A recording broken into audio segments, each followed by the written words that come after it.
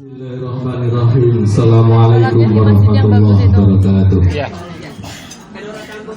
Innal hamdalillah nahmaduhu wa nasta'inuhu wa nastaghfiruh. Wa na'udzu billahi min shururi anfusina wa min sayyiati a'malina may yahdihillahu fala mudilla lahu wa may yudlil fala hadiya lahu. Asyhadu an la ilaha illallah wa asyhadu anna Muhammadan abduhu wa rasuluh. Allahumma shalli ala Muhammadin wa ala alihi wa ashabihi ajma'in amma ba'du. Wa ya ayyuhal muslimun usikum wa nafsi taqwallaha faqad fazal muttaqin. Kepareng matur sedaya pangapunten kepil kamardikan panjenengan agen saged ngrahapi pasugatan sawan pangandikan kula mundhi dawuh saking Shahidul Hajah Kang Mas kula Agus Marwan kasuwun ngaturaken napa jenenge ular-ular tausiah kangge anak pirangan. Kula lengkap nih. Among tamu banjuri MC saiki tausiah. Alhamdulillah kadang kaleman ugi sampun hampir selesai dalam menyajikan. Mangke luhur ndungkap 11.40. Jadi 11.40 nggih. 10 menit sebelum luhur mangke tausiah saya berhenti persiapan sholat zuhur nanti jamaah bersama. Bapak Ibu saking Batang saderengipun puter mungkin sami-sami dari jamaah wonten Masjid Nurul Yakin. Nggih. Bareng matur Bapak Ibu khususipun anak kula Faris. Kan nggih kula langsung muni arep matur piye karo Faris ora iso muni. Iki nek kesempatan ki muni.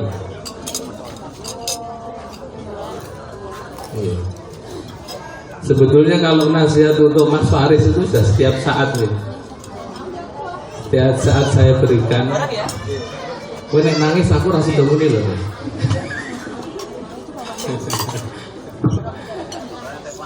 Ya asiknya anak lanang nih ngene iki.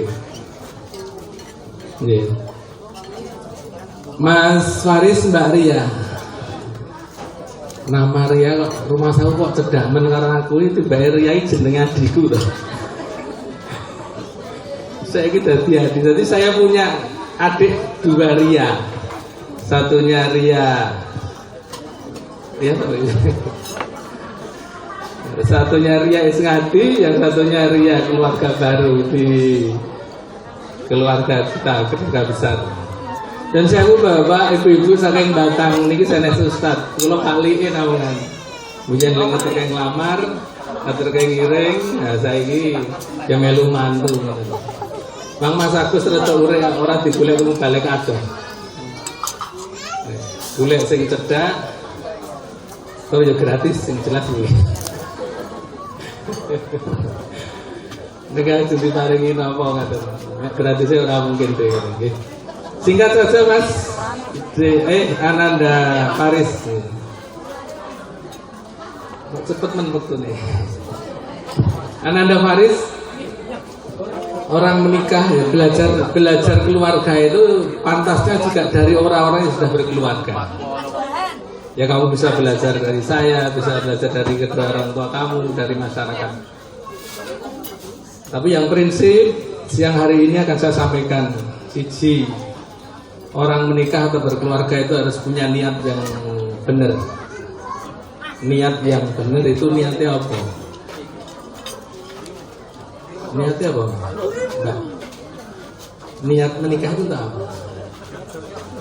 Untuk beribadah. Oh, ya, alhamdulillah. Karena memang nikah itu perintah Allah ya. Nikah itu perintah Allah. Jadi orang menikah itu harus beribadah kepada Allah. Jadi orang boleh penak toh. Penak itu rasa diceritake. Ini biasanya nek penak ora tau cerita, nek rekoso mesti ngomong. Nyet. Pemene keluarganya. Keluarganya itu nek agek itu ora tau cerita. Nek nek masalah, wis Ini Pak wadul, ini Bu wadul. Nah. Itu ya. Pertama niatnya adalah beribadah kepada Allah SWT. Karena kan syariat nikah itu adalah syariat nikah itu adalah beribadah kepada Allah SWT. Yang kedua, Mas Faris, Mbak Ria, ya, kalian berdua harus beranggapan sama bahwa kalian itu adalah manusia biasa. Mbak Ria ke Mas Faris, Faris itu menungso biasa. Ria juga manusia biasa.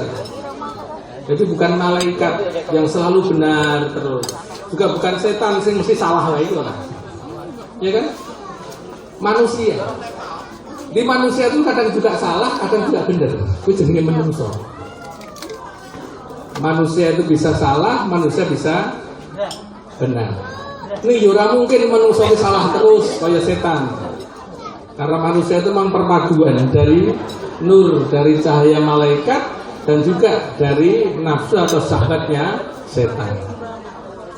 Maka ketika kalian berdua berpasangan berhidup keluarga itu tidak menuntut kesempurnaan, maka ketika kalian melakukan suatu kesalahan maka akan saling memaafkan.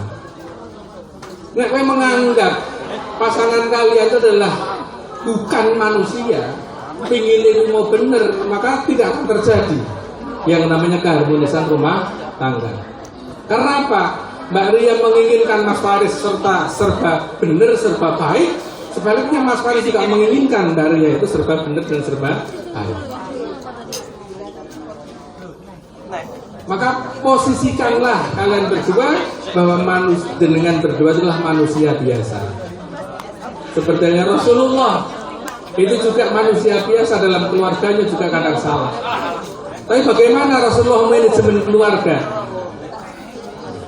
Contoh Rasulullah dalam keluarga itu tidak pernah mencontohkan atau tidak pernah kita bisa melihat dalam keluarganya bahwa Rasulullah itu adalah sing pengen menang-menangan diri, sing pengen bener-bener diri enggak. Tapi ketika ada sesuatu permasalahan, dua-duanya baik Rasulullah maupun istri-istrinya rebutan salah, bukan rebutan benar. Itu malam kan pernah saya ceritakan juga dalam kajian. Rasulullah itu pulang larut malam, ditunggu istrinya nggak pulang-pulang karena memang banyak yang harus dikerjakan. Tapi ketika sampai di rumah, istrinya sudah tertidur, tidak membukakan pintu, maka istrinya mengaku kesalahan, mengaku salahnya. Tetapi Rasulullah pun juga mengaku kesalahan. Beda nih wong saiki, kula lan pengiran sami kuwi nenek masalah dalam keluarga, ora rebutan salah ning rebutan bener. Ya kuwi sing marak rame. Nek kabeh salah, rebutan salah, posisinya apa? Maka akan saling memaafkan. Kemudian yang ketiga, masing-masing ngerti dalil. Dalil bagi Daria adalah ar-rijalu qawwamuna 'alan nisa, bahwa Mas Faris adalah pimpinan keluarga, imam. Nah, Mas Faris sebaliknya juga harus sadar bahwa Mbak Ria itu adalah seorang yang harus dilindungi, seorang yang harus dikaui dengan muasyarah bil ma'ruf seperti janji kalian. Seperti janji Mas Faris ketika kamu bacakan sifat ta'liq kemarin. Saya tidak ingat. Jadi ngerti dalil. Jadi ketika Mbak Ria menyadari bahwa Mas Faris adalah qawwamun 'ala nisa, maka konsekuensinya adalah sami'na wa ata'na. Kami mendengar dan kami taat ketika perintah itu adalah untuk kebaikan. Kemudian yang keempat, tidak terlalu berlebihan. Hidup itu harus adil. Adil kepada diri sendiri, adil kepada keluarga, dan adil kepada Allah Subhanahu wa taala. Jadi beribadah kepada Allah Subhanahu wa taala menuju akhirat yang bahagia, tetapi walatan sanasi baka minat dunia. Ibadah dijogo tenanan, ya, karena rangkaian hidup itu adalah untuk beribadah kepada Allah, maka ibadah yang benar. Tetapi yojong ibadah terus, tetap walatan sanasi baka minat dunia. Kamu juga jangan lupa urusan keduniaanmu. Kamu punya tanggung jawab kepada istri, punya tanggung jawab kepada keluarga. kepada kedua orang tua. Yang terakhir, kamu sadar bahwa dalam kehidupan keluarga Mas Faris, nek saiki gak seneng. Ya seminggu itu ya paling yo ngene masalah apa-apa. Tapi nanti ke depan 1 bulan, 1 tahun yang akan datang, maka yang kalian akan hadapi banyak sekali problematika keluarga. Baik itu keluarga, problem yang muncul dari keluarga Josari dan Yuda, ataupun yang muncul dari keluarga Batang sana. Atau nanti ketika kalian berdua di Semarang, sama-sama di Semarang atau mungkin di sini. Nah, sepinter apapun kalian berdua, maka keluhkanlah permasalahan-permasalahan kamu itu hanya kepada Allah. Sandarkan semua problematika kehidupan keluarga itu hanya kepada Allah Subhanahu wa Ta'ala. Sebabnya kalian bersandar permasalahan itu kepada sama manusia, menungso sing mau keluh kesah ini mau ya nek sing mungkin guyu nyen alah paling belok senengi. Ada yang memang dikeluh ini ya sedur meneng wae orang solusi. Enek sing nyukurke. Tapi kalau sandaran keluh kesah kita hanya kepada Allah SWT, maka pasti Allah akan memberikan jalan keluarnya. Tapi konsekuensinya apa? Wa may yattaqillah yaj'al lahu makhraja wa yarzuqhu min haitsu la yahtasib. Konsekuensinya adalah kamu harus beriman, bertakwa kepada Allah SWT. Ketika kamu punya masalah, maka Allah akan memberikan jalan keluarnya.